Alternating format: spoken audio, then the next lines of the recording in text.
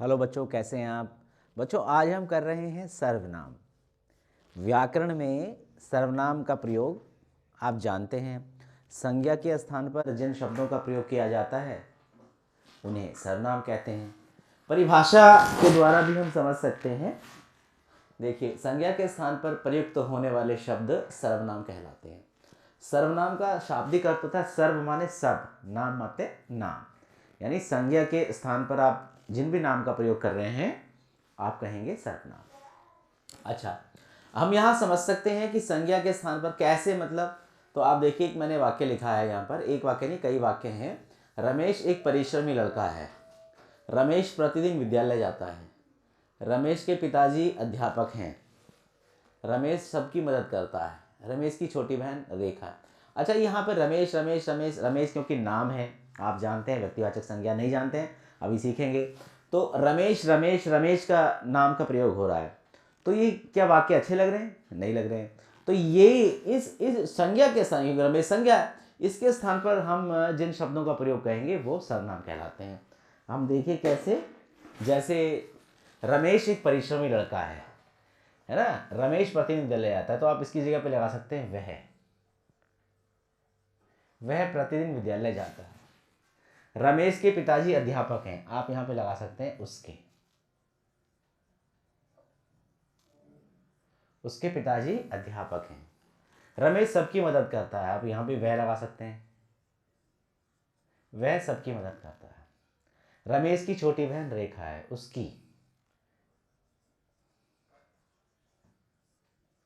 उसकी छोटी बहन रेखा है। तो आपने देखा कि संज्ञा के स्थान पर जिन शब्दों का हमने यहां प्रयोग किया है वे शब्द क्या कहलाते हैं? सर्वनाम। ठीक है। अब सर्वनाम के जो है हम 6 भेद बताए गए हैं। ये सर्वनाम के 6 भेद हैं या प्रकार, जो भी आप समझ सकते हैं आसानी से।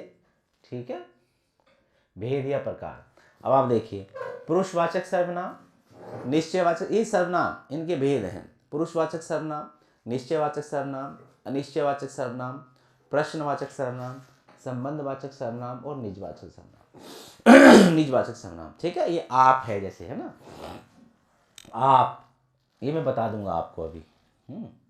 आपके लिए, है ना, स्वयं, ऐसे शब्द ये निजवाचक सर्वनाम आते हैं। आदरार्थक भी हम प्रयोग करते हैं। खैर, अब हम चलेंगे तो इसको सीखेंगे। अब हमने ये सीखा कि संज्ञा के स्थान पर जिन शब्दों का प्रयोग किया जाता है उन्हें हम क्या कहते हैं? सर्वनाम कहते हैं। और सर्वनाम के ये 6 भेद होते हैं। पुरुषवाचक, निश्चयवाचक, अनिश्चयवाचक, प्रश्नवाचक, संबंधवाचक, निजवाचक, ये 6 भेद होते हैं। छोटी क्लास के बच्चे इसको अभी समझ लें तो बहुत अच्छा है, और जो बड़ी क्लास के हैं, 10वीं क्लास तक के बच्चे हैं, वे भी समझ लें तो बहुत अच्छा है। क्योंकि पद परिचय आता है, पद परिचय में आपको शब्द का व्याकरणिक परिचय देना होता है कि ये क्या है ना, सर्वनाम है तो कौन सा है। ठीक है, तो ये सभी के लिए वीडियो जो है आवश्यक है, अनिवार्य है सीखना। तो ये जो पहला वाला है पुरुषवाचक सर्वनाम, इसको हम हिंदी में फर्दर आगे 3 भागों में बांटते हैं। 3 भाग कौन कौन से हैं? 3 भाग हैं कि उत्तम पुरुष, जब वक्ता या लेखक अपने लिए, अपने नाम के लिए, अपने नाम के स्थान पर जिस सर्वनाम का प्रयोग करता है, ठीक है, जैसे मैं, हम, है ना, आदि। ये मैं से मत समझना ऐसे कि ये दो ही हैं, है ना। जैसे मैं, मेरा, मुझे, मुझसे, है ना। और ऐसे ही बहु, ये इसका मैं का बहुवचन हम है। हम, हमें, हमको, हमसे, हमारा, है ना। ये ऐसे, ये 2 है, इनके रूप चलेंगे। आपने जो कारक पढ़ा है और उनकी विभक्तियां, है ना, कारक और उनके चिन्ह पढ़ा है। तो मुख्य मुख्य 2 लिख दिए, जैसे मैं, हम, इन्हीं के रूप है आगे। मैं जैसे, है ना, मेरा, मुझे, मुझको, मुझसे, इस तरह से हम, हमारा, हमें, हमसे। ठीक है। तो उत्तम पुरुष यानी वक्ता या लेखक अपने लिए, अपने नाम के लिए, अपने मतलब नाम के स्थान पर जिन शब्दों का प्रयोग कर रहा है, जिन सब, तो वो क्या कहलाते हैं? जिन सर्वनाम का प्रयोग कर रहा है तो वो कहलाते हैं उत्तम पुरुष। ठीक है, अपने नाम के लिए जिन सर्वनाम का प्रयोग कर रहा है वक्ता या लेखक। वक्ता कौन है? बोलने वाला। लेखक लिखने वाला। ऐसे ही दूसरा है मध्यम पुरुष, है ना, उत्तम पुरुष, मध्यम पुरुष और अन्य पुरुष। मध्यम पुरुष कौन है? सुनने वाला, ठीक है। अब वक्ता या लेखक सुनने वाले, है ना, के लिए जिन शब्दों का प्रयोग कर रहा है या जिन सर्वनाम का प्रयोग कर रहा है वो कहलाएंगे मध्यम पुरुष, है। यहाँ पे मैंने लिखा तू, तुम, ठीक है। अब इनके रूप चलेंगे वही जो आपने कारक में पढ़ा है। कारक कोई चिन्ह करता नहीं, कर्म को कर्ण से, संप्रदान के लिए अपादान से, संबंध का के की, अधिकरण में पर संबोधन है हरे। तो इनके जो रूप चलते हैं ना आगे वही वाले जैसे तू, है ना, तुझे, तेरा, है ना, तुझसे, तुझको, है ना, तुम्हें, और ऐसे तुम, तुम्हारा, तुमको, तुमसे, ऐसे रूप चलेंगे एक वचन में और बहुवचन में।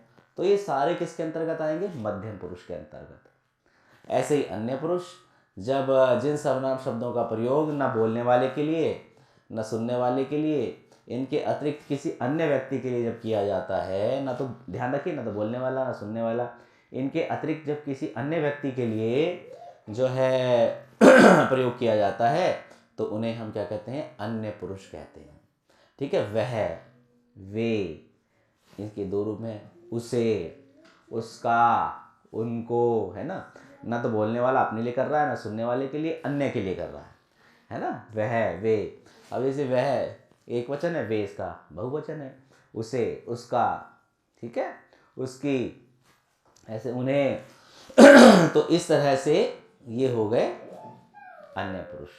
तो हमने अभी तक ये सीखा कि संज्ञा के स्थान पर प्रयुक्त होने वाले शब्द सर्वनाम कहलाते हैं, और हम केवल नाम ही लिखे हैं वाक्यों में तो वो बड़ा अटपटा सा लगता है, गंदा लगता है। तो वाक्य को सुंदर बनाने के लिए, अच्छा बनाने के लिए और पठनीय बनाने के लिए हमने सर्वनाम का प्रयोग किया। सर्वनाम 6 प्रकार के होते हैं: पुरुषवाचक, निश्चयवाचक, अनिश्चयवाचक, प्रश्नवाचक, संबंधवाचक, निजवाचक। और पुरुषवाचक सर्वनाम जो पहला वाला है इसको हम 3 भागों में बांटते हैं: उत्तम पुरुष, मध्यम पुरुष और अन्य पुरुष, ठीक है। इस तरह से हमने देखा। अब इनके उदाहरण के साथ हम आगे चलेंगे निश्चयवाचक और अनिश्चयवाचक पर। आगे चलते हैं, और ये दूसरे नंबर का है निश्चयवाचक और अनिश्चयवाचक। यहाँ लिया है निश्चयवाचक सर्वनाम जिस सर्वनाम से दूरवर्ती या समीपवर्ती व्यक्तियों, प्राणियों, वस्तुओं का बोध होता है ना। दूरवर्ती का मतलब दूर की, और समीपवर्ती मतलब पास की वस्तुओं का बोध होता है ना। अब जैसे देखिए, वह रहा मेरा मकान, वह देखिए दूरवर्ती बता रहा है, और इन पुस्तकों में यह मेरी है, ये समीपवर्ती पास की। तो दूर के लिए आप वह का प्रयोग करेंगे और नज़दीक पास के लिए आप यह का प्रयोग करेंगे।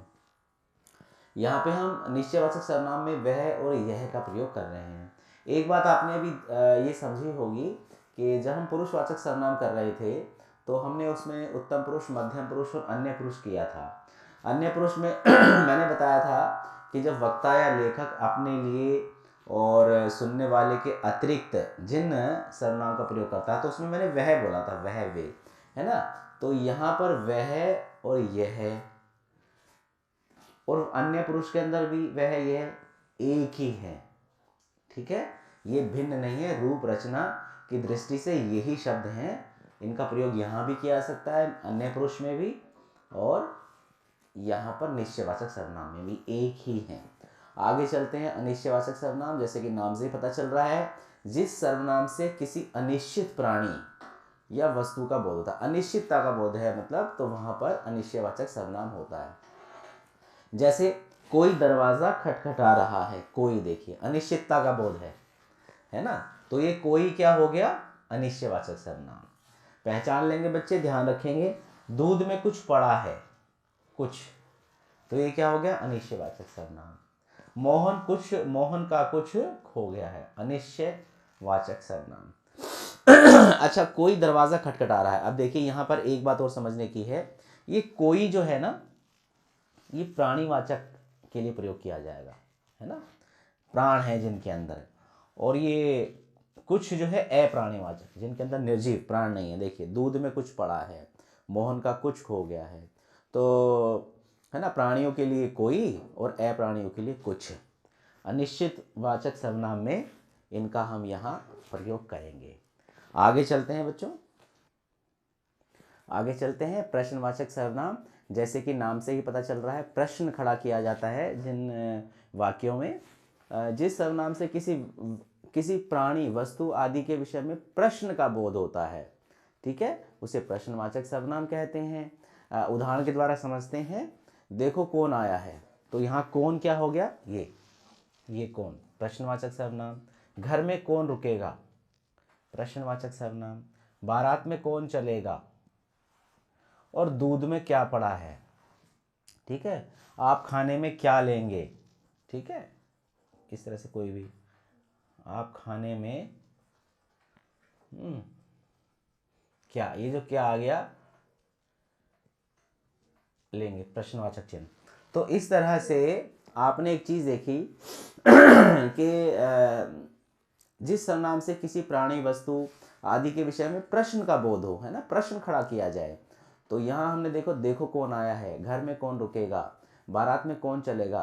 तो ये कौन जो है ना, व्यक्ति और प्राणियों के लिए, जिनमें प्राण हैं, उनके लिए हम कौन का प्रयोग करेंगे, और वस्तु के लिए हम क्या का प्रयोग करेंगे। देखिए, दूध में क्या पड़ा है ना, अप्राणी हो गया ना, वस्तु हो गया, और आप खाने में क्या लेंगे, इस तरह से, ठीक है। तो प्राणियों के लिए कौन और वस्तु के लिए क्या, ऐसे प्रयोग करेंगे।